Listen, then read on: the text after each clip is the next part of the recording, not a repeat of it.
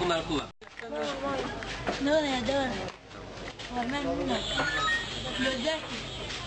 Madencikleri de arıyor.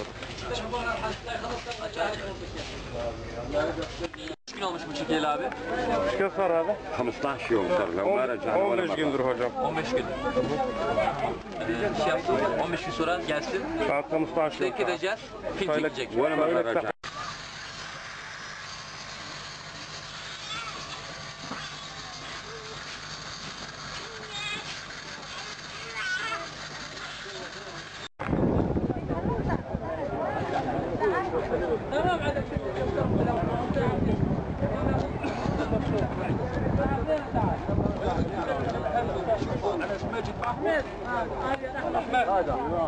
Ahmet.